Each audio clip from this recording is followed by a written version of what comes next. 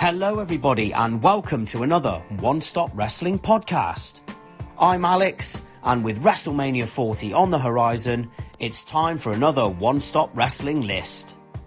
We did our top 5 WrestleMania matches last week, go and check that out. So now we go from the sublime to the awful as we look back at some of the worst matches in Mania history. As much as there have been great matches, there have been some absolute stinkers, making it almost difficult to actually narrow it down to a top 5. After a lot of deliberating and with some honourable mentions first, here are our top 5 worst matches in WrestleMania history. So first honourable mention is Jake Roberts versus Rick Martel in a blindfold match at WrestleMania 7.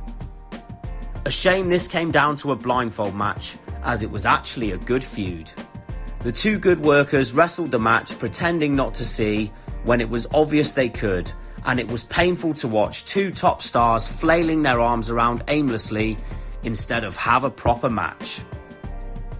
Second honourable mention is Roddy Piper versus Mr. T in a boxing match at WrestleMania 2. I mean, what more do we need to say? It was a worked boxing match. Completely pointless, and the finish was obvious. Piper had enough and body slammed T to get himself disqualified. And final honourable mention is Undertaker versus Big Boss Man in a Hell in the Cell match at WrestleMania 15. This has to be the worst Hell in the Cell match ever. The feud was weak, it didn't warrant the cell, and the two plodded along doing absolutely nothing of note. The ending is what's most remembered, as the boss man was inexplicably hung from the cell in one of the most distasteful visuals in WWE history. Now, onto the main list. Number 5.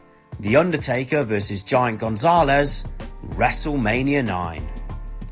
With the boss man match and this poor display, it's fair to say not all of Undertaker's WrestleMania matches were good.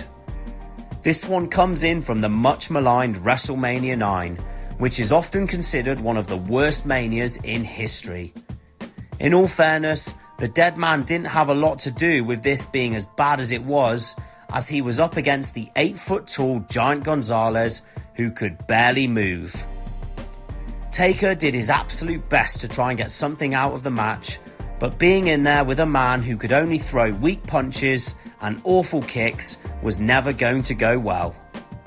Gonzalez should never have been in there in the first place, and it's no surprise that his wrestling career didn't last long after this. He was never born to be a wrestler and was only in there for his size. The ending was also baffling, as Gonzalez smothered Taker with a chloroform rag and was disqualified, which was a ridiculous finish.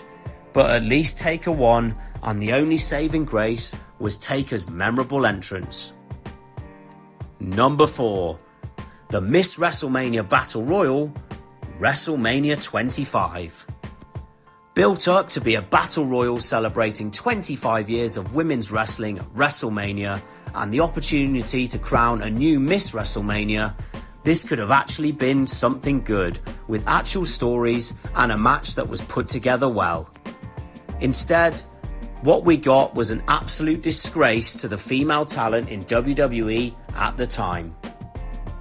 A whole host of female talent were trundled out there, and we didn't even know who half of them were because WWE decided not to tell us who was actually in the match. Iconic women like Tori Wilson, Molly Holly and Sunny, who were all having their first TV match in years, were just an afterthought and were not even highlighted. They were just there like enhancement talent, which was ridiculous to say the least. The match itself was also a typical boring battle royal, which had no feel of importance. However, it was the end result that was the most egregious thing about the whole affair, as the winner and title of Miss WrestleMania was Santina Marella, the twin sister of male superstar Santino. Of course, this was a really bad joke that was probably the brainchild of Vince McMahon, as of course it was Santino himself in drag. So yes, The winner of the Battle Royal and first ever Miss WrestleMania was a man. Number 3, Mr. McMahon versus Pat McAfee, WrestleMania 38. This is what you get when you put a 76-year-old man in a match he has no business being in. This was a complete waste of time and probably just McMahon trying to get a kick out of one last WrestleMania match. American sports analyst and former football player Pat McAfee had just taken part in a really cool angle and ended up getting a crowd-popping victory over a proper heel in Austin Theory. Then what transpired was absolutely baffling, as Theory advocate and WWE boss at the time, Vince McMahon, stepped into the ring, took his jacket off and proceeded to call McAfee out for a match. A referee stepped in and all of a sudden this became a match. The horror show of a match consisted only of McMahon offense, in which he threw weak-looking clotheslines and had McAfee ridiculously overselling everything the former chairman did, like he was Shawn Michaels at SummerSlam 2005. After 3 minutes of head-scratching action, Theory low-blowed McAfee and McMahon proceeded to punt an American football into McAfee's midsection for the win. Needless, boring, and a complete burial of Theory, who had just lost to McAfee and was supposed to be the young star on the rise. The one saving grace was Steve Austin coming out. However, he ended up delivering arguably the worst stunner in history to McMahon. Number 2, Brock Lesnar versus Goldberg, WrestleMania 20. Two of the biggest superstars of the early 2000s were set to clash in a mouth-watering contest which would pit two powerhouses against each other in a bid to see who was the best. Anticipation was high for the Clash of the Titans, and what we got was one of the most lackluster, anticlimactic matches of all time. Unfortunately for Lesnar and Goldberg, the internet leaked that both men were leaving the company after WrestleMania, and the Madison Square Garden crowd turned on the match in a big way.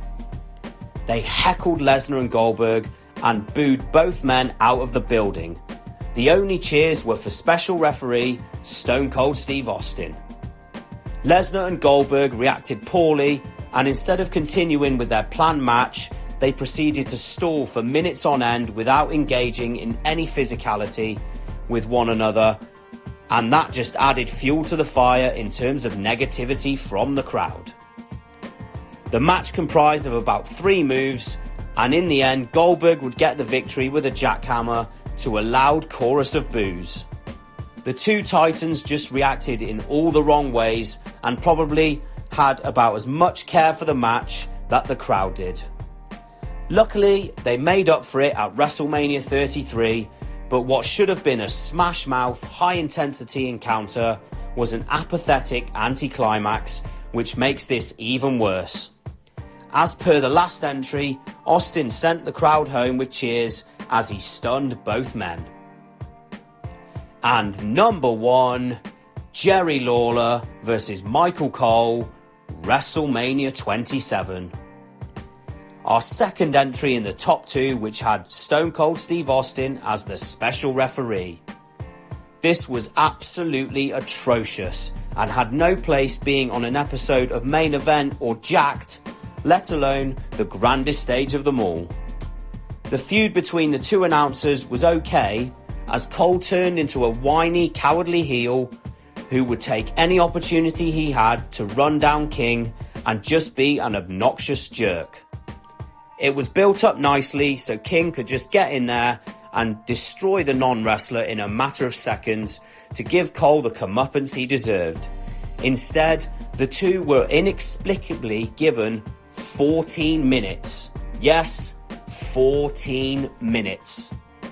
Cole was and has never been a trained wrestler, and them being in there for that long exposed it in the worst way. Cole actually got offense in, and King had to sell some of it, which was some of the worst looking offense in history. Devoid of any quality, substance and technical skill, the match absolutely stunk, and it's fair to say that the two random crowd members could probably have had a better match.